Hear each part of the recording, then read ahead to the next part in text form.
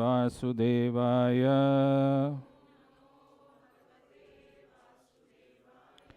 ओं नमो भगवते वासुदेवाय। नारायणं नमस्कृत्य नरं चैव नरोत्तमं देवीं सरस्वतीं व्यासं ततो जयमुदीरये। Before reciting the Srimad Bhagavatam, which is the very means of conquest, one should offer obeisances unto the personality of Godhead Narayana, unto Naranarayana Rishi, the supermost human being, unto Mother Saraswati, the goddess of learning, and unto Srila Vyasadeva, the author. Nashta prayeshu abhadreshu Nityam Bhagavata Sevaya Bhagavati Uttama Shloke Bhaktir Bhavati Naishtiki. By regular attendance in classes on the Bhagavatam and by rendering of service to the pure devotee, all that is troublesome to the heart is almost completely destroyed. And loving service unto the personality of Godhead, who is praised with transcendental songs, is established as an irrevocable fact. Reading from Srimad Bhagavatam, Canto 1, entitled Creation, Chapter 7, The Son of Drona Punished, text number 42. Tatha hritam pasuvat pasabadham avan mukham karma jugupshitena niriksha krishna pakritam guru sutam bhama svabhava kripaya nanamacha Tatha hritam pasuvat pasabadham avan mukham karma jugupsitena niriksha krishna pakritam guru sutam bhama svabhava kripaya nanamacha Tatha hritam pasuvat pasabadham avan mukham karma jugupsitena niriksha krishna pakritam guru sutam bhama svabhava kripaya nanamacha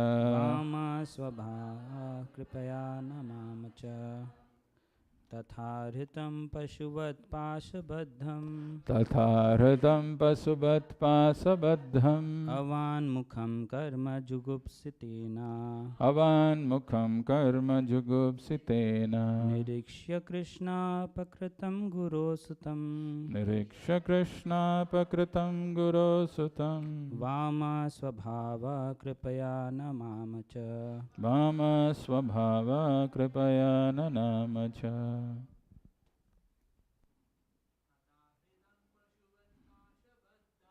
Tatha hritam pasuvat pasabadham avan mukham karma jugupsitena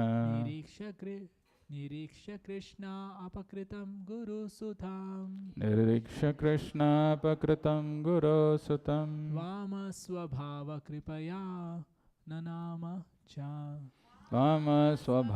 kripaya nanamacha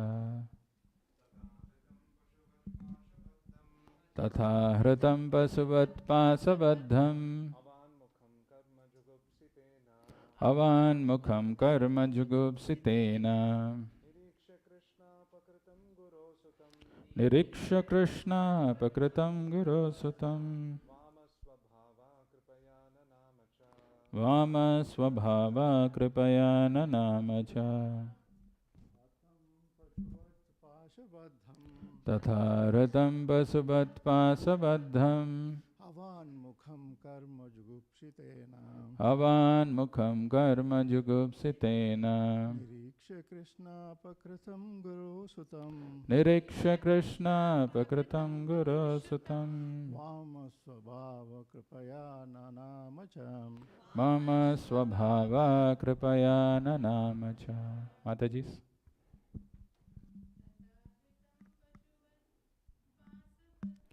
Tatha hritam pasuvat pasabadham avan mukham karma jugupsitena Nirikshya Krishna Pakritam Nirikshya Krishna Pakritam Guru Sutam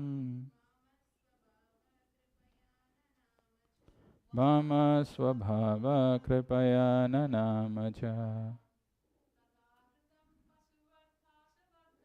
Tatha hritam pasuvat pasabadham avan mukham karma jugupsitena Nirikshya Krishna Pakritam Guru Sutam Vama Swabhava Kripaya Nanamacha. Anybody online?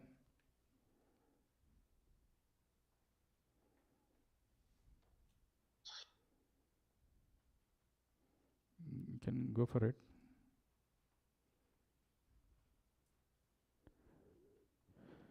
Synonyms tatha, thus.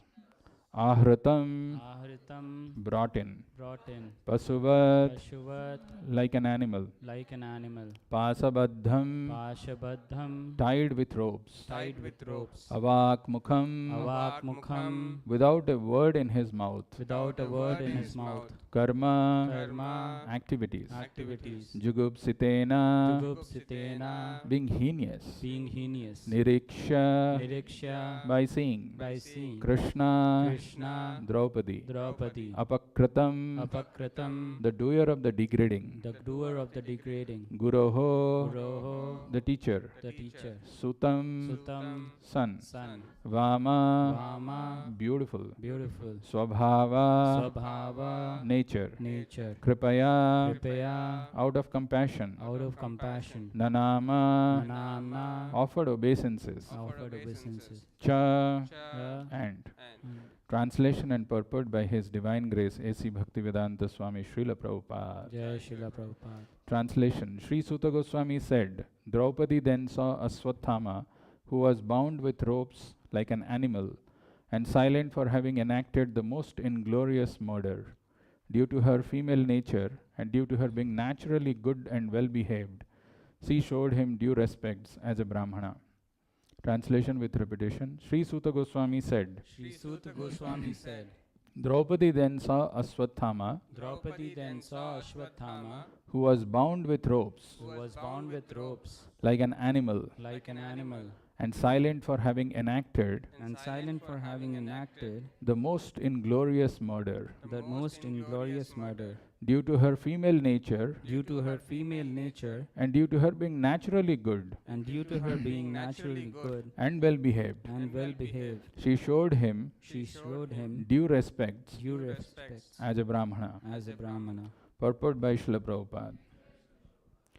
Aswathama was condemned by the Lord himself, and he was treated by Arjuna just like a culprit, not like the son of a Brahmana or teacher. But when he was brought before Srimati Draupadi, she, although begrieved for the murder of her sons, and although the murderer was present before her, could not withdraw the due respect generally offered to a Brahmana or to the son of a Brahmana. This is due to her mild nature as a woman. Women as a class are no better than boys, and therefore they have no discriminatory power like that of a man. Aswathama proved himself to be an unworthy son of Dronacharya or of a Brahmana, and for this reason he was condemned by the greatest authority, Lord Shri Krishna. And yet a mild woman could not withdraw her natural courtesy for a Brahmana. Even to date, in a Hindu family, a woman shows proper respect to the Brahmana caste, however fallen and heinous a Brahma Bandhu may be. But the men have begun to protest against Brahma Bandhus who are born in families of good Brahmanas, but by action are less than Sudras. The specific word used in this sloka is Bhama Swabhava, mild and gentle by nature. A good man or woman accepts anything very easily, but a man of average intelligence does not do so. But anyway, we should not give up our reason and discriminatory power just to be gentle. One must have good discriminatory power to judge a thing on its merit. We should not follow the mild nature of a woman and thereby accept that which is not genuine. Aswathama may be respected by a good-natured woman, but that does not mean that he is as good as a genuine Brahmana. Thus ends the wonderful transcendental Bhaktivedanta purport. Om Ajnanatimirandhasya Jnananjana Shalakaya Chakshurunmilitam Yena Tasmai Sri Gurave Namaha Namo Om Vishnu Padaya Krishna Pristhaya Bhutale Srimate Bhakti Vedanta Swaminiti Namine Namaste Saraswate Deve Gauravani Pracharine Nirvishesha Sunyavadi Paschatya Deshatarine Jai Shri Krishna Chaitanya Prabhu Nityananda Shri Advaita Gadadhara Shri Vasadi Gaura Bhakta Vrinda Hare Krishna Krishna Krishna Hare Hare Hare Rama Rama Rama Hare Hare.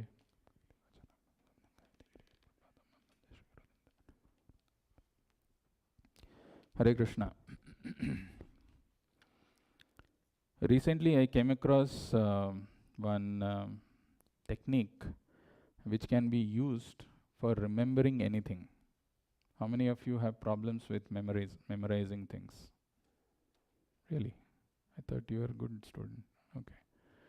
So this method is time tested and proven, and if you apply this even to the study of scriptures, your memory and retention will be very, very high. So this method is called the method of active recall. What is active recall? Basically, if you have to memorize something, you should have some questions for that. And later on you should revise. When you revise, you should just see the questions. So suppose, let's say I want to read the chapter, The Son of Drona Punished. This is the present chapter that we are studying. You should have some questions for the entire chapter, The Son of Drona Punished. Those questions should summarize what that chapter is without having the answers written below it. But when you go back and you refer to that, your mind will not be able to answer all the questions. But again, when you refer back to the book, you will be able to get the answer. We will try to do this. Believe me, it's a very powerful technique, especially for students who have difficulty in memorizing just before the exams, or you want to cram up. It's difficult, it's not easy. But if you have this technique where you have those questions for each chapter, and you try to just reflect and see what all things are there in this particular chapter just by the questions, it will help you remember things better. Similar technique we will follow today. So the reason I am giving you, it's a very powerful technique. The translation, I have broken it down to 4 questions. First question, who is speaking? Suta Goswami. Okay. We are sitting here, we just read the verse, but now if I ask you who's speaking, half of you are blank, or maybe more than 60% are blank, right? Because we don't follow what is going on. Our attention, so many distractions, so many problems. But if you break down, I really want to understand what is this verse, what is going on. So break it down into questions. Who is speaking? Suta Goswami.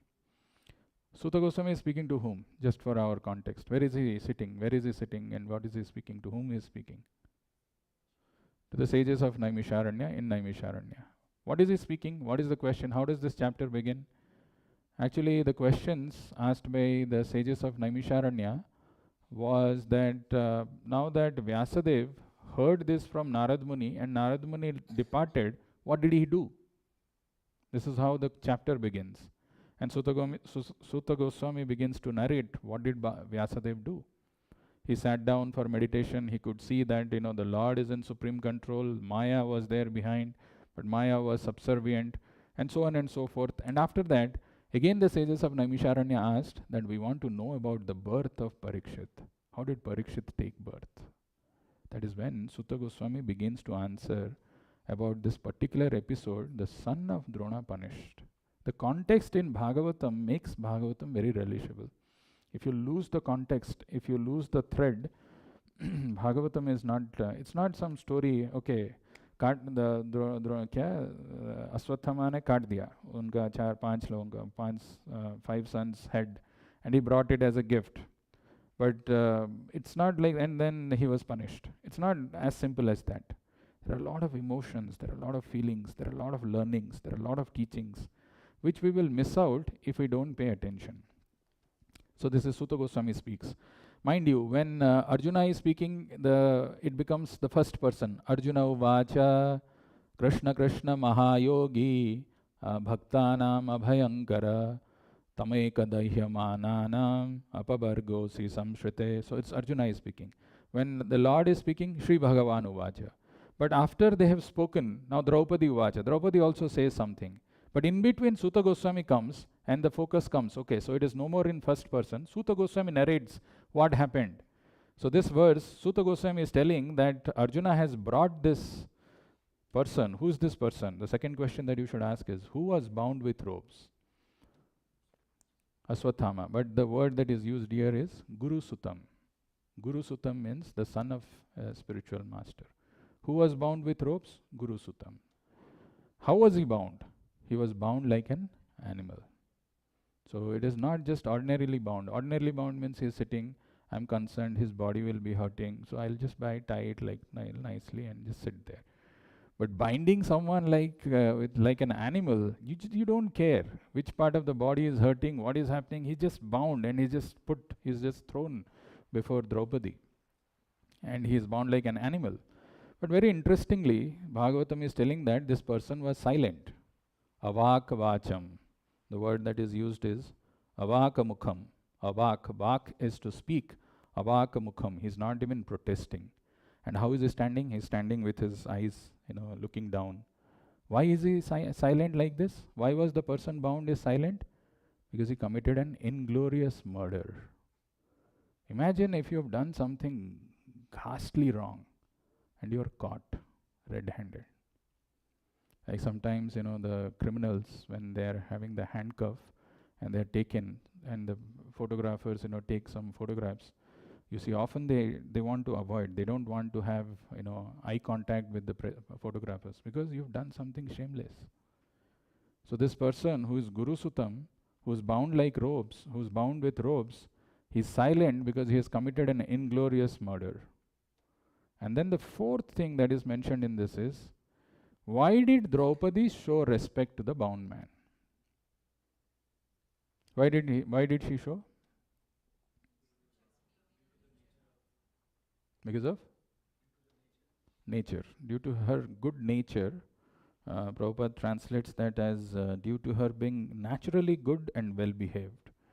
That is otherwise translated, or the words that is used in the verse is Vama Swabhava.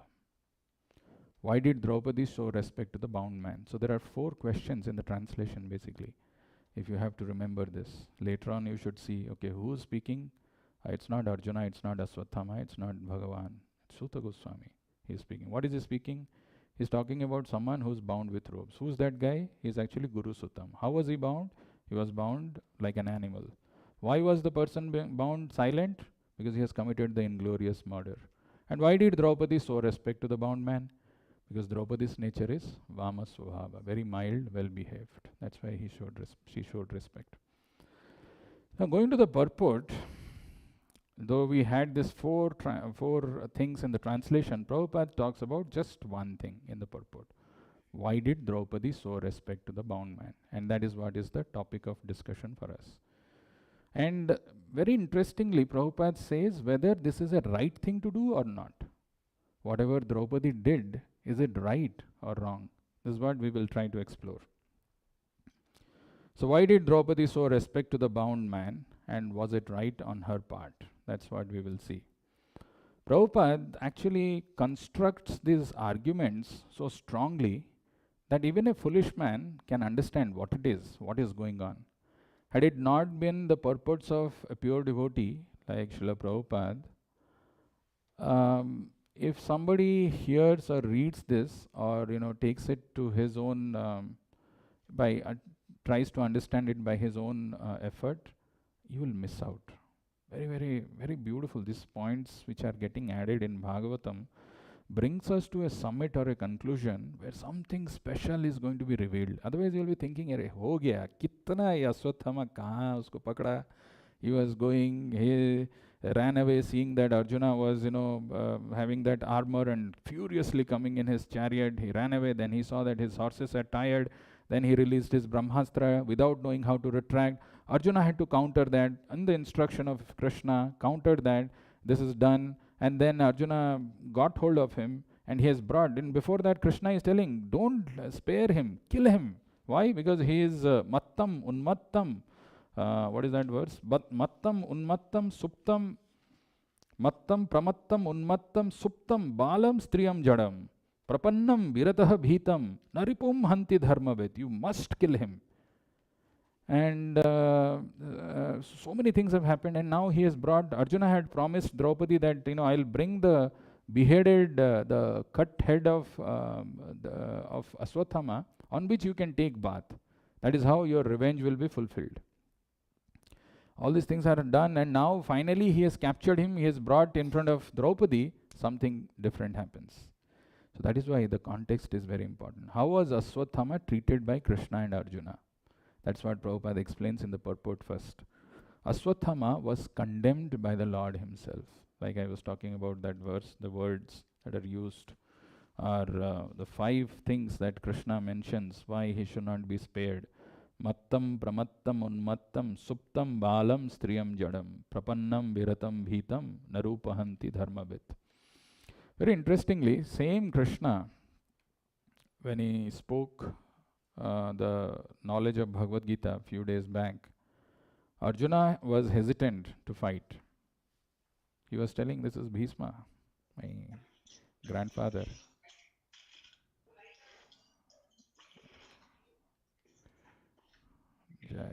How do I mute? Hare Krishna. Can you mute? Okay. So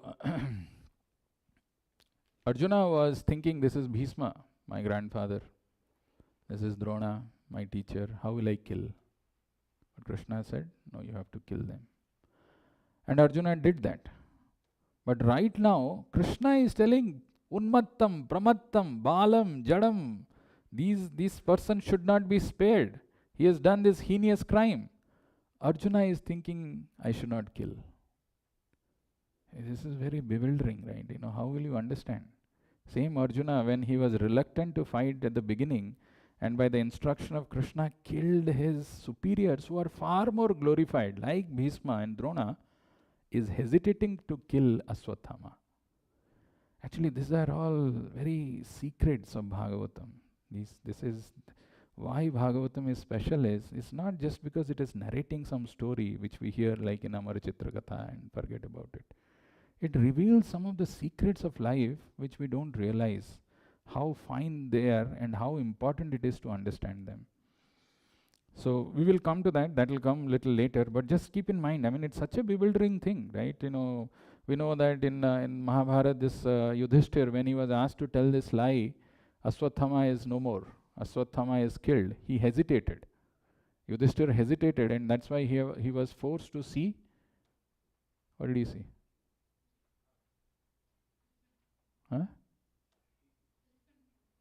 Elephant was killed.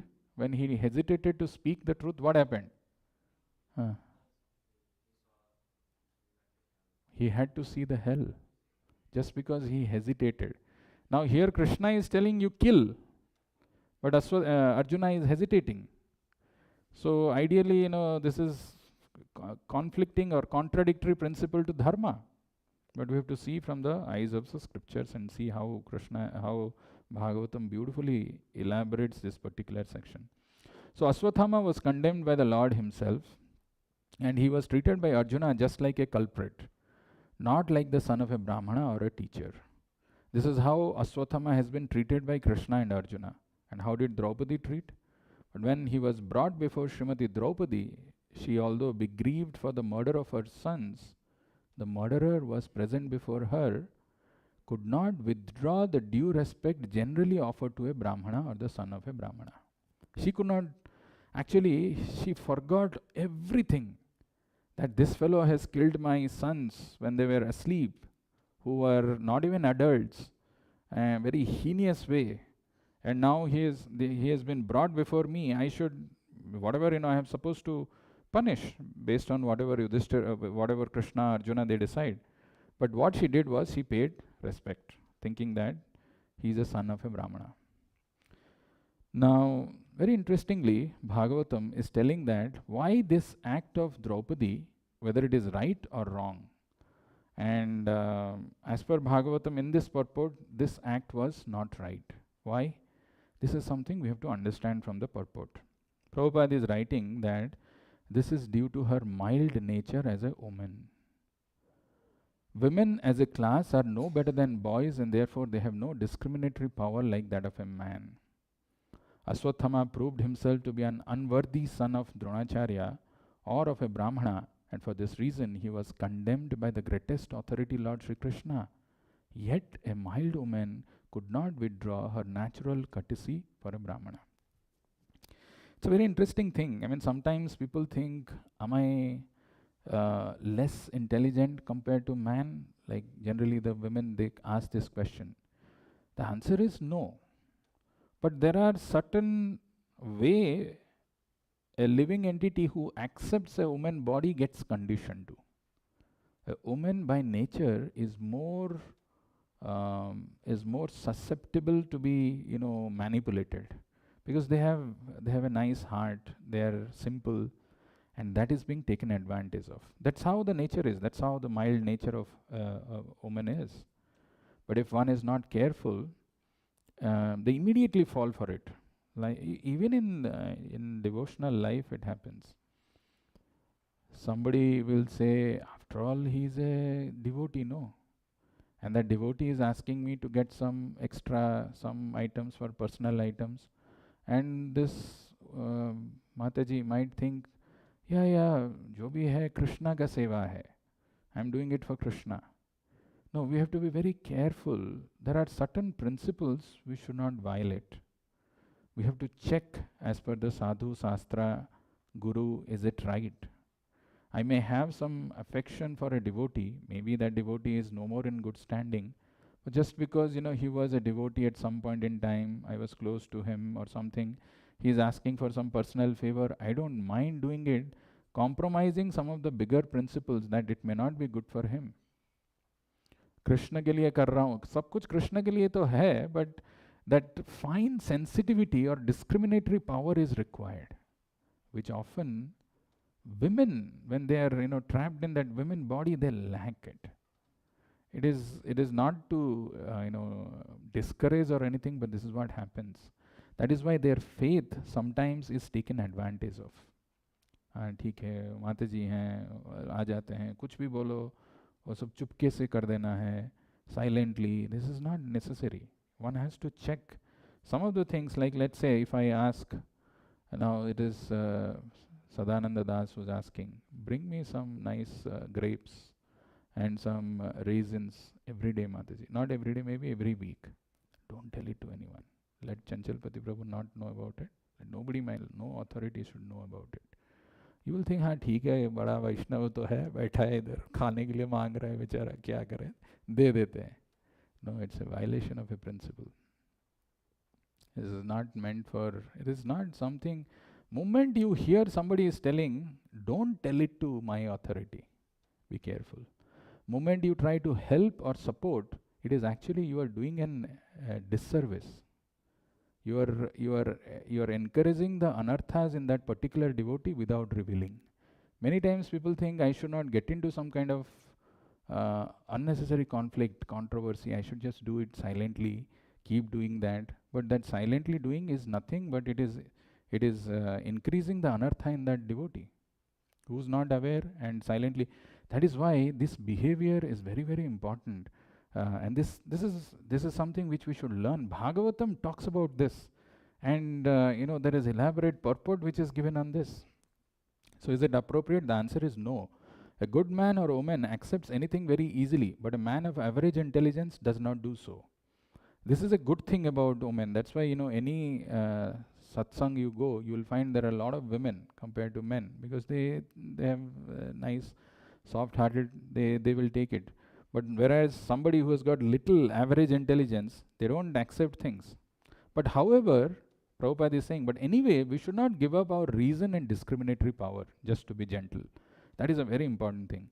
One must have good discriminatory power to judge a thing on its merit. And we should not follow the mild nature of a woman and thereby accept that which is not genuine. These are some of the things which is mentioned in the purport. Now the next 15-20 minutes, we will see something which we can apply in our life and which is very, very important. Very important principle. What is happening is, if you see in this whole episode, right? Imagine somebody who has done something bad to you, some damage, right?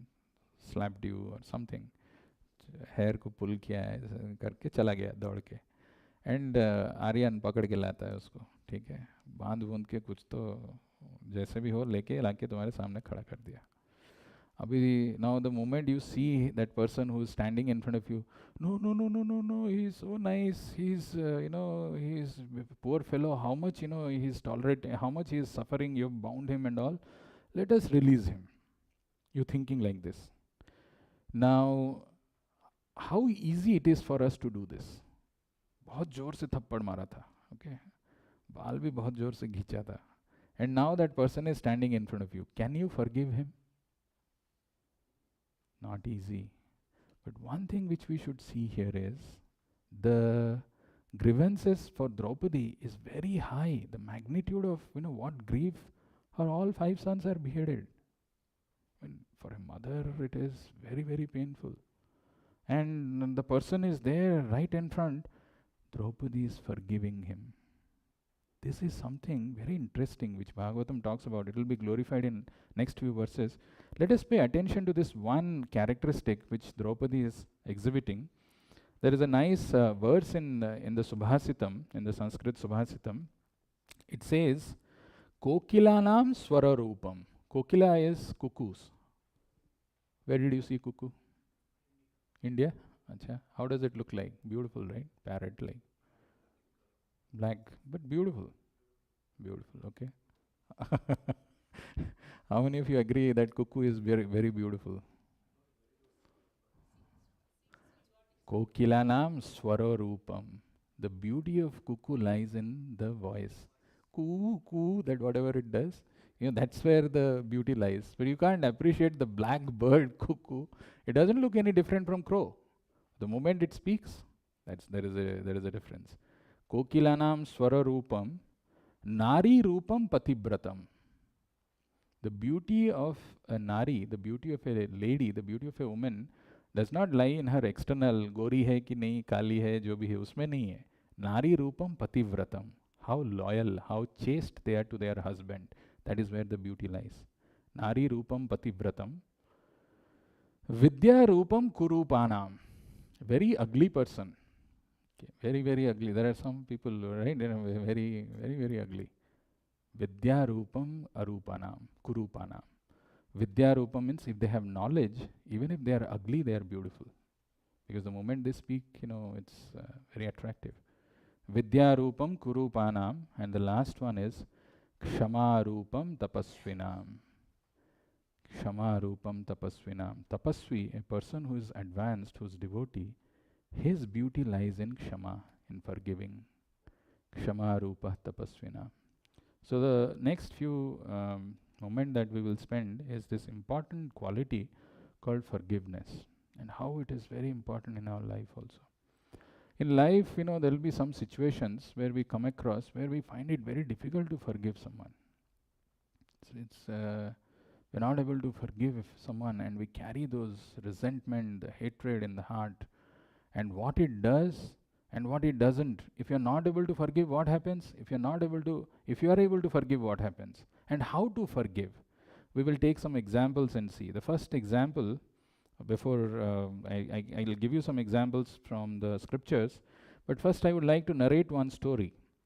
So, like Ishika and Shaika, this is a school where the children have gone, and one day the teacher asks, Ishika, how many enemies you have? Ishika says, 5. Then Saika was asked, Saika, how many enemies you have? Saika said, 6, more than her. 6 enemies. Okay, then there are some other students also who were there. They were asked, hey, how many you have? Somebody said 2, 3, 10, 12. Aryan said, I'm intelligent. 20. So then the teacher, what she did was, she called each one of them. Ishika, come here, take 5 tomatoes. And she gave 5 tomatoes. Then she called Shaika, 6 for you. And then like that she distributed as many numbers they told. Then Aryan finally 20 tomatoes. You take this. And then she told that every day you have to bring these tomatoes with you. Carry it in your bag. They were carrying, somebody carrying 5, somebody carrying 6, somebody 20. Luckily he was little healthy, he was able to carry. This was small baby, so he was finding it difficult, but they were carrying. 1 day, 2 days, 3 days, 4 days, 5 days, 6 days, 7 days. Isika is coming like this. Okay. Saika's naak pura bandh diya, so it's fully wrapped.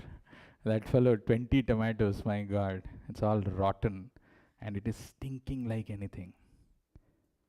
The point what I'm trying to say, what the teacher told is, when we have this kind of hatred inside our heart, we start stinking.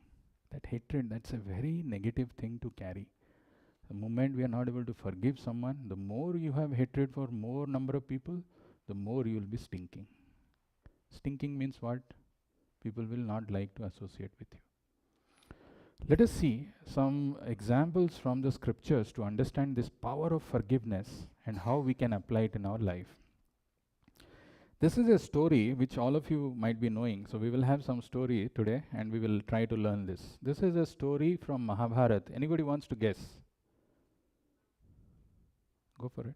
No? Okay.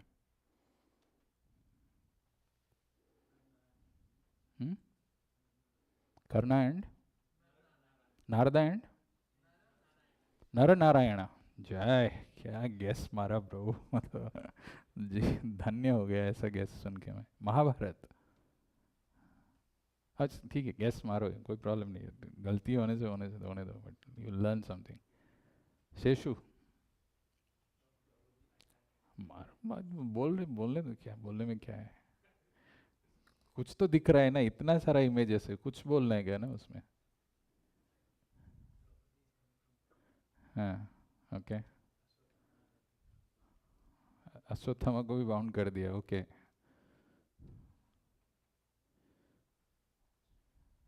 Anybody online wants to try? Somebody was unmuting.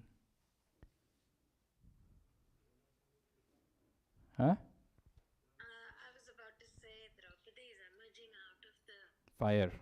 That's correct. That was a good guess. Somebody has okay. Lakshmi Mataji only. Huh?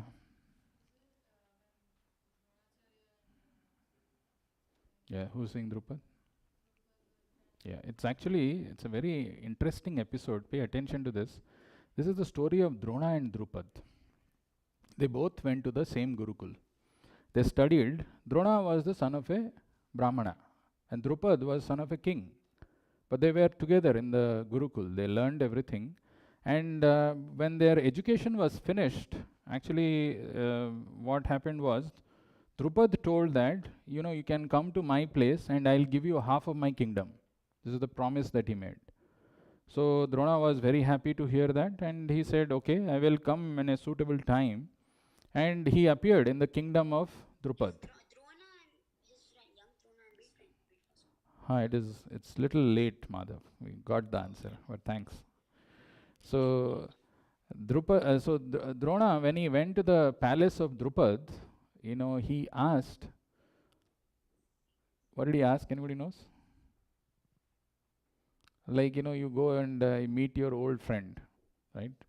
You were in school, Now this old friend of yours has become a very successful entrepreneur after going to IIT and things like that. After a long time you're meeting and जाके उसको बोलना है क्या, he's sitting in his office maybe with other important people, and you go and just walk in, barge in into his office. अब बोला था ना मेरे को आधा संपत्ति देगा, दे अभी निकाल निकाल, like that you say. What that fellow will say? Huh? Exactly, right? Who the hell are you? I mean, even if I know you, you just can't come and say that, okay, half the property you give it to me. You promised no long back. Something similar to this happened when Dronacharya went to the palace of Drupad. He said, promise किया था आधा संपत्ति निकालो अभी, दे दो मुझे आधा संपत्ति. Drupad said, who the hell are you? Right? If you want to beg, if you want to ask, at least have that humility. You're a Brahmana, right? You're coming and you can't demand, give me half of the kingdom of yours. So he sent him away, saying that unless I can give you a cow, provided you ask with humility. If you don't ask with humility, forget about it. Half the kingdom, not even a cow, nothing I'll give. That actually insulted Dronacharya. He got furious. So he left with great anger from that place. And as you can see here, he left with anger, saying Drupad, badla lunga. ठीक है ना, छोड़ने वाला नहीं हूँ मैं. And he left. So what did he do? He went and he found this Pandavas. He became their military guru. And when their teaching was over, he asked them as Guru Dakshina, you go and get Drupad. Everybody else went except for Arjuna, and they got defeated by Drupad. Drupad was not some ordinary king, not like Aryan jaisa, ज़्यादा strong नहीं है, but Drupad was very powerful. So he defeated all of them. Then Arjuna went. And Arjuna was more skillful, dexterous. He defeated Drupad, and he brought Drupad bound like Aswathama in front of Dronacharya. Dronacharya said, ab aaya oot pahad ke niche, right? That's what the feeling comes. So when he came, he saw that Drupad was bound in front of him. He said, oh Drupad, now that you have been defeated by my student, as a mercy I am giving you half of your kingdom back. Like that he told him. Drupad just could not take it. Drupad is not some Brahmana. Drupad is a Kshatriya.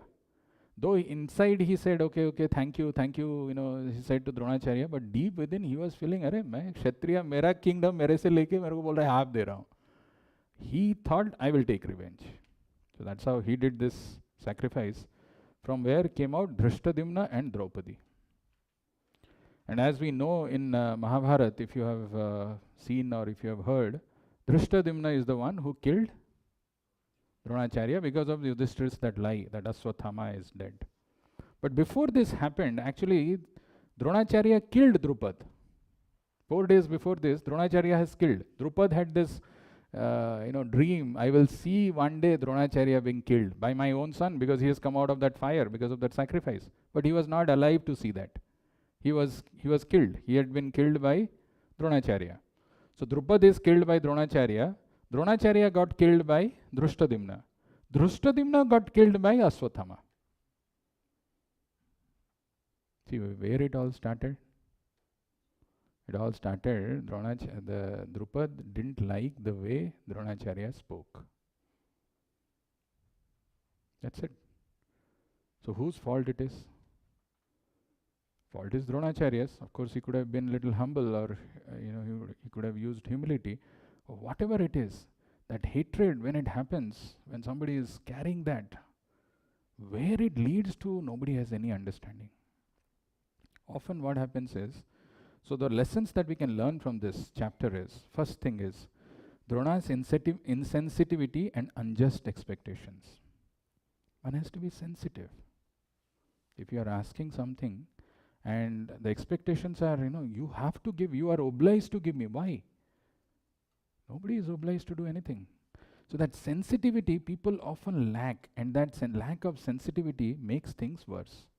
And often what happens is, when something wrong happens in our life, किसकी वजह से हुआ? We don't see that there is a problem inside us. Because of something I have done wrong, this thing is happening to me, we don't realize that. Why someone is behaving, is trying to be angry with you, or why someone is doing this thing with you, it is not that that person is always angry. No. We don't see that there could be a instigating thing inside us which we are doing repeatedly, which is causing that man to get angry. Instead of that, we carry that hatred. "Oh, this man is always like that, I will not leave him." Moment we get into that kind of a thing, more than harming that other person, we harm ourselves. We become too blind to our role in the pain that we experience. We become too blind to our role in the pain that we experience. Since we are experiencing that pain, we just carry that resentment so much. Chodunga nahi, that thing is there. Often what happens in the school, you would have seen. Suppose you are gone to school and you are sitting. Somebody comes and pinches you. ऐसा कर देता है. करके he is sitting like this. Then after that, if somebody retaliates and pinches him or her back, is it fault or is there anything wrong? ये तुमने किया है ना पहले, करके चुपचाप बैठ जाते हैं. कुछ लोग होते हैं ऐसे, राइट, चुपके से ऐसे वैसे कुछ नहीं हुआ है करके बैठ रहते हैं. तो आएगा ना, some reaction will come. Like that, often we don't see our problems. ताली दो हाथ से बजता है. We have done something which is not right, and we keep doing that again and again, but we expect that the other person should behave very nicely to us. मैं करूँगा, तुमको तो, why is he like this? We don't see our faults in that. Third thing, a hurt heart wants to hurt back. So when we hurt someone, we are inviting reactions for that. And the fourth thing, when such things happen, we all have our demoniac tendencies and the divine tendencies. In this case, they both give fuel to their demoniac tendencies, that animalistic propensities. When the animalistic propensities rise inside, nobody can save us. This is the first example. Let's go to the next one. All of us, we know this, right? This is the Govardhan pastime where Indra became proud and he tried to destroy the inhabitants of Vrindavan. Finally understood his mistakes and asked for surrendering.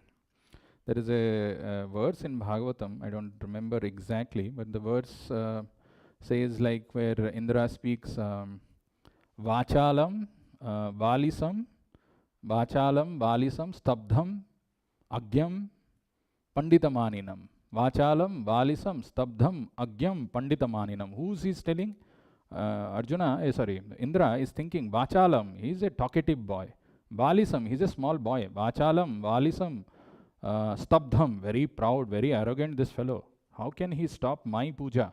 Vachalam Valisam Stabdham Agyam, he is ignorant. Panditamaninam, he is thinking himself to be a big learned scholar. He is actually just a small boy who has taken birth in this material world, and these people are fooled by him. These are the words used by Indra. Vachalam, Valisam, Stabdham, Agyam, Panditamaninam. But what did Krishna do? Did Krishna did he take some arrow or some Sudarshan Chakra to finish him off? No, he crushed his pride. He crushed his pride, he made him humble. How did he do that? He forgave him. He forgave him. This art of forgiveness is a very important thing. If we are not able to forgive another person in life, and we are carrying that, we don't get entry into spiritual world. The other day, Badri Prabhu was telling that some verse from Dasa, is it? Kanak. The verse says, if we are not able to stay here together amongst the devotees, how will we stay in Vaikuntha? And who is responsible for that? We ourselves have to look inside what's going on. Third example is a classic one. This is an example, this is a story of two sahelis, right? Two friends, two women friends. Who are they? From Bhagavatam? No. They are not sahelis. Very good. Somehow you have given the right answer, don't know the answer. Names. Huh? Sarmishtha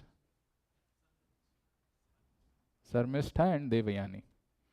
This is mentioned in Bhagavatam. Very interesting story. So the Sarmishtha is actually the daughter of a king, and Devayani is a daughter of a Brahmana. Okay, and they were friends. One day they went to take bath. So after finishing their bath, this Sarmishtha, who's the daughter of a king, unknowingly wore the dress of Devayani. Devayani is the Guru Putri, right? The daughter of the Brahmana, Sukracharya. So she wore it unknowingly. I mean, they came out and then she wore it unknowingly. Seeing this, the moment Devayani saw that, how come she has taken my clothes? She told something in Sanskrit, which literally what it means is, the dogs are supposed to safeguard the house. They are not supposed to come and eat the ghee which is kept for the master. What she hinted was, dogs means, Kshatriyas are supposed to protect, right? Kutta jo bolte hai na, kutta protect. So that dogs are meant to protect, right? They are not supposed to eat. Very harsh words.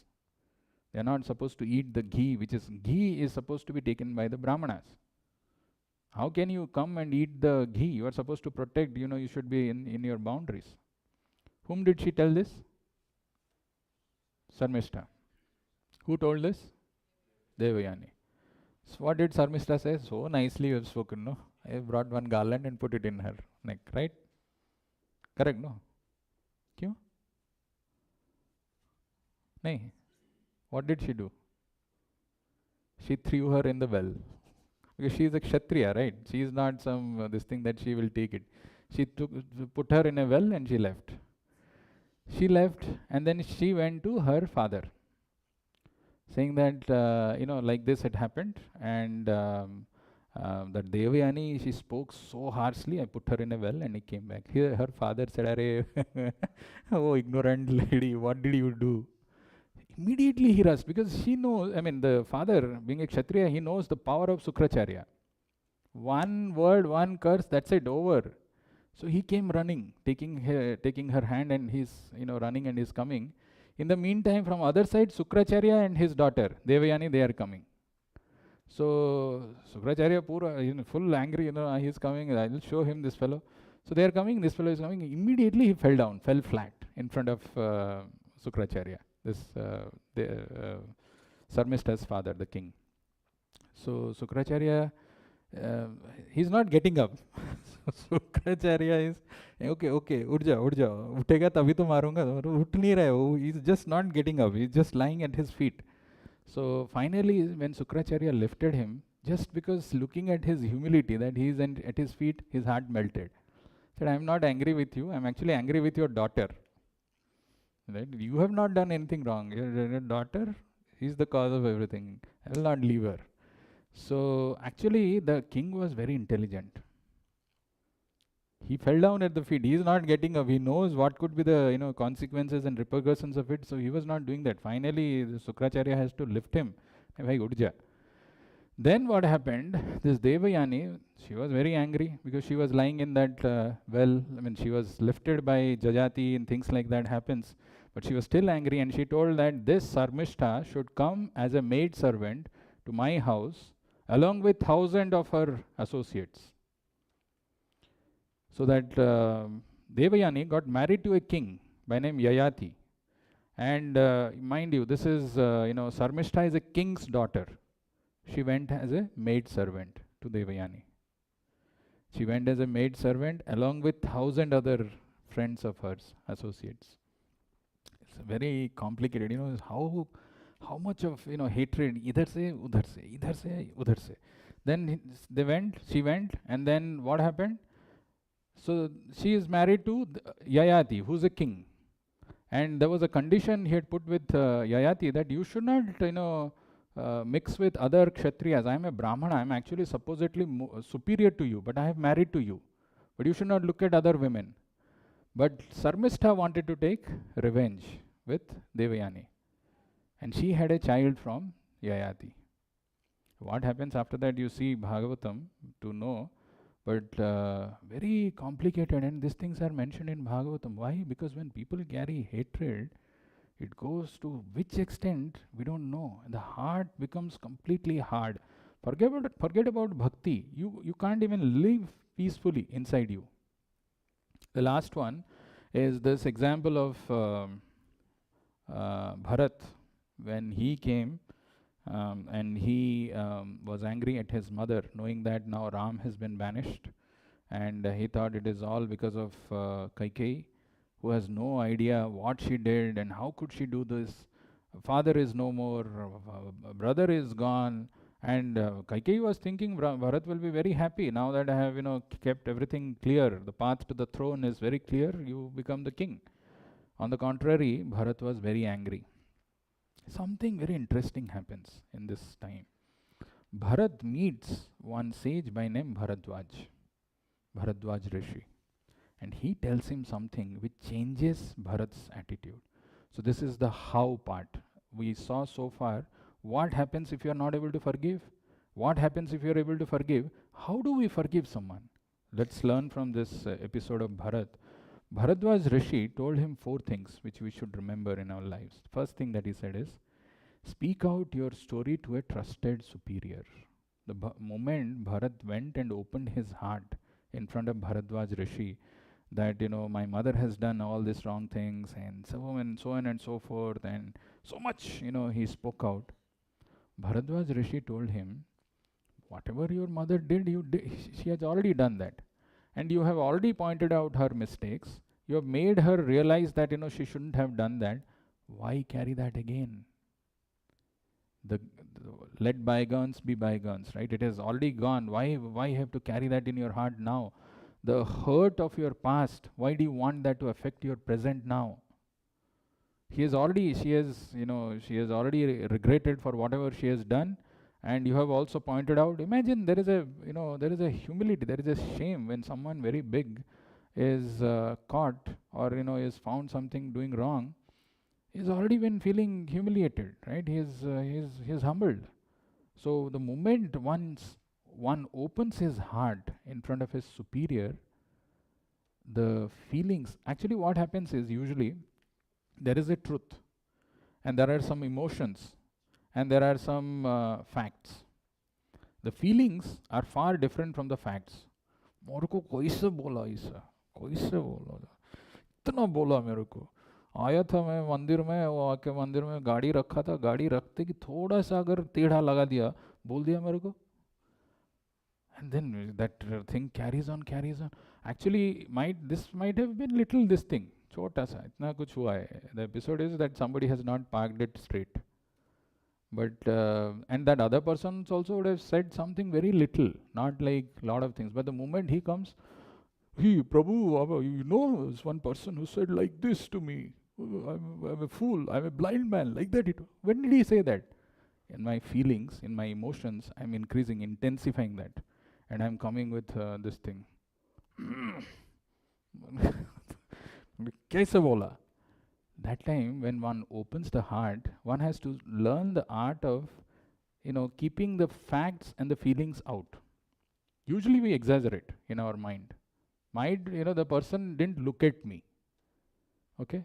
I mean, you are going, somebody is coming, somebody didn't look at you, that's it, right? But in our mind, oh, how proud this Vaishnava is. Vaishnava bolta hai, doesn't even look at me, doesn't even recall. All in the mind. That fellow has, for some reason, he is looking at somewhere, he has not looked at you for why? But the mind has created so much this thing, then we are not able to distinguish the facts from the feelings. So when we open our heart to a trusted superior, we will be able to see what is the fact and what is actually the fiction or the feelings part of it. Recognize human weakness. They say in English, there is a saying which says, to err is human and to forgive is divine. Right? To err is human. Everybody has some frailties, some problems, some weaknesses. Everybody does some mistakes. But if you just hold on to those mistakes and you're not able to forgive, It's like carrying coal and expecting that I'll throw it that man at that other person. But before that, your hand is already burnt. So anything we want to do in this material world, we are working against the laws of material nature. There will be something which will go wrong. There will be not everything will not be all right. When you light up a fire, there will be some smoke which will be coming out. Nobody wants the smoke, but the smoke comes. So like that, when you start doing something, there will be something wrong. But I should understand that I should forgive those things. To forgive is divine. The third thing is offering forgiveness is compared to like a sandalwood tree. You know, if you take an axe and you hit a sandalwood tree, the axe, it starts smelling, the sandalwood.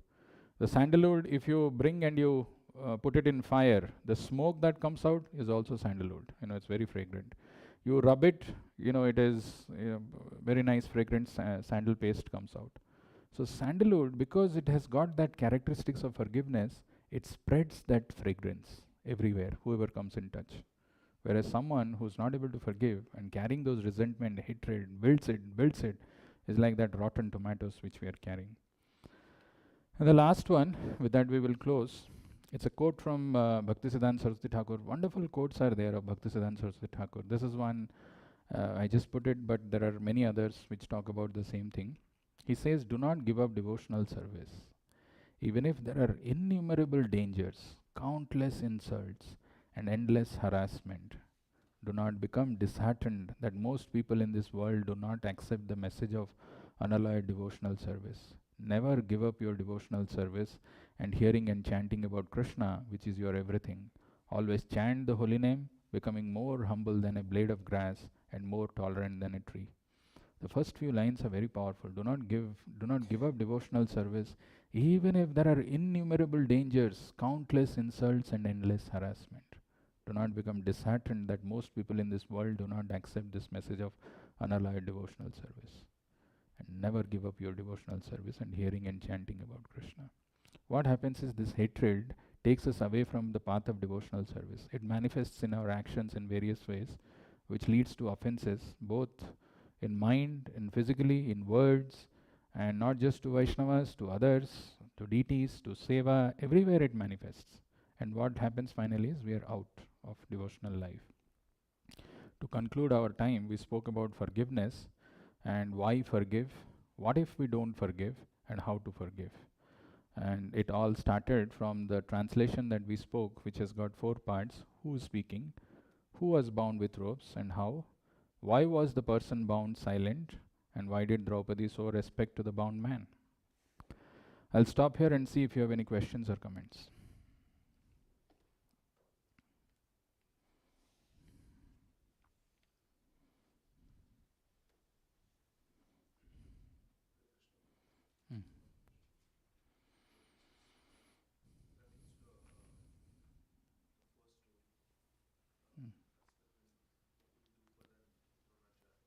Dronacharya and Drupad, yeah.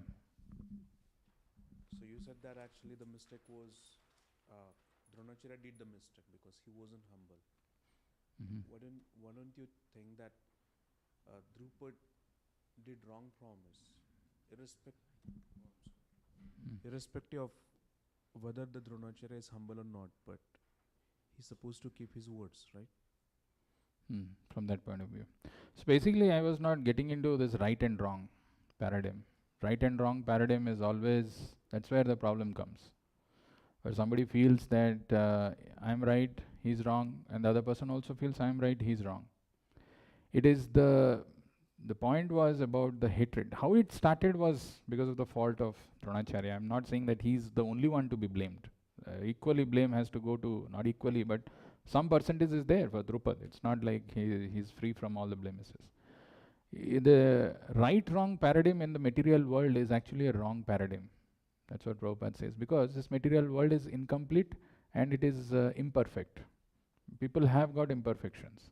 So if you see, kaise bol diya, that's where we get caught up and we lose the big focus in life. Thank you, Prabhu.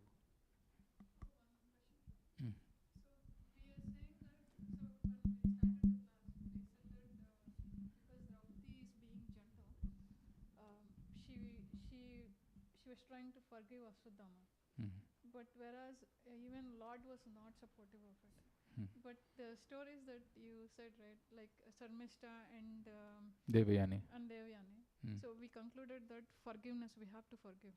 How do we take it, Prabhu? Because both seem like contradicting to me, but how should we It's a see good question. So what happens is, right now I'm just focusing on this particular verse and the importance of forgiveness. But if you go further in these verses of Bhagavatam, you will see it is not just Krishna who's opposing. Krishna is opposing, Bhima is opposing. Bhima is saying, Maro isko. Right? How can you leave him? Arjuna is supporting. Nakula, Sahadeva are taking stands. Draupadi is telling, forgive him. Now think of the position. Who's finally going to do this? The act of punishing the Aswathama is being done by Arjuna. A very difficult situation. Actually, in life also, you will have so many people around you who are giving contradictory advices. What do you do? How do you know which is the right thing to do? This is what is the essence of this chapter. It will be revealed, but the one point answer to your question is, whether I should forgive someone in life or not, the answer is, it all depends on the association of devotees. As a matter of fact, I should practice this virtue of forgiveness, which is very important. But there could be a situation where my heart is telling I should forgive, but the situation could be something else which demands that I should not forgive and this person should be punished only for his good, not for any other this thing, not for revenge, not for something. Actually, when this verse you are seeing that the attitude of forgiveness by Draupadi is slightly criticized by Prabhupada in the purport, because saying it is it can be the discriminatory power was not there and one can take advantage of. But in the next verse, when she starts telling why she wants to forgive him, the reason was not that Aswathama was bound. It generated some kind of pity in her heart. No, she gives reasons that Kripi will be she will become. There will be no sons. Like I am going through the pain of having no sons, and she will give. That Vama Swabhava is actually glorified in the next verse, because Draupadi after all is also an associate of the Lord, right? She can't do some mistakes like this. So we have to see from the pages of this.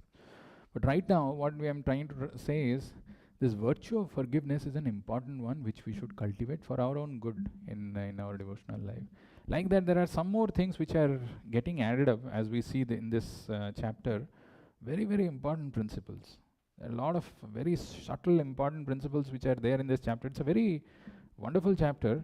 Like we were seeing, one of the things which was mentioned, Krishna points out that Aswathama could not even please his master. It's a very important thing. Last class we saw Govinda Priya and Tam Priya. When you have Govinda Priya, the things are different. But when you have Tam Priya, when you have material family members, relatives, you are very attached to them, that leads to Sochayanti. So there are small things which are mentioned, but they are very important. That's why Prabhupada has given class on lectures on most of these verses of 1st Canto 7th chapter.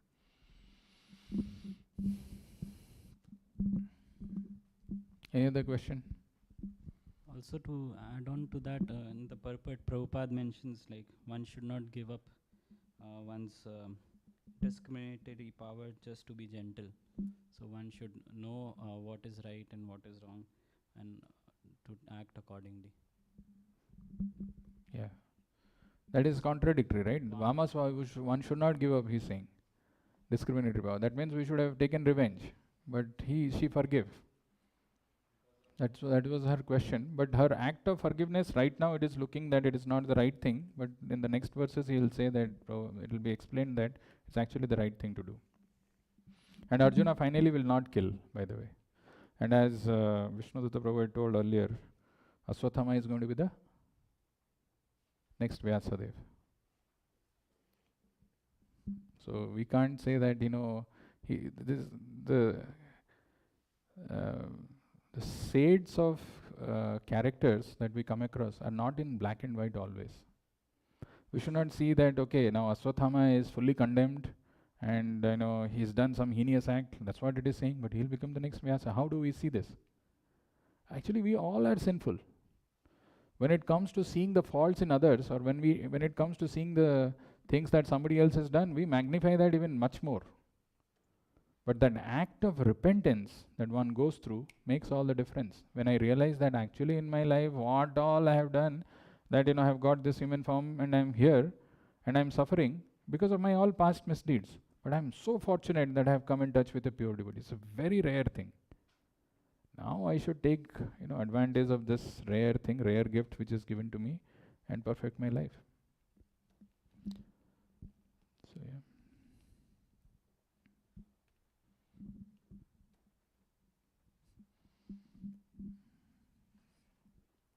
Jai Madai.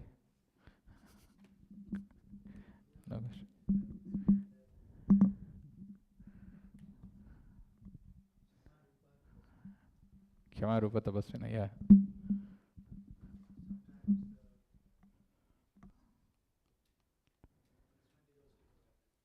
Punishment is? Sometimes it is required, yeah. But the Kshama here it is referring to, it is the beauty of the Tapasvi lies in Kshama, in his attitude of forgiving. To not forgive is, what is the big deal? Everybody does that. सारा Hindi movie का story तो वही रहता है. Somehow बचपन में मेरा माँ बाप को मार दिया, बड़ा हुआ तगड़ा बना, मार के रिवेंज ले लिया, खत्म, मूवी खत्म. That's not what tapasvinam rupam is different. Kshama rupa tapasvina. That's what it is. We'll stop here and see how further this chapter unfolds. Some wonderful lessons to be learnt. And the final verse, towards the end, there is some secret which is revealed, which answer as to when such conflicting, even if in the Vaishnava this thing, so many people are, he's saying that do like this, that fellow is telling in another way, which is the right thing to do, and how Arjuna could do it. That's what is the whole essence of this chapter. Granthra Srimad Bhagavatam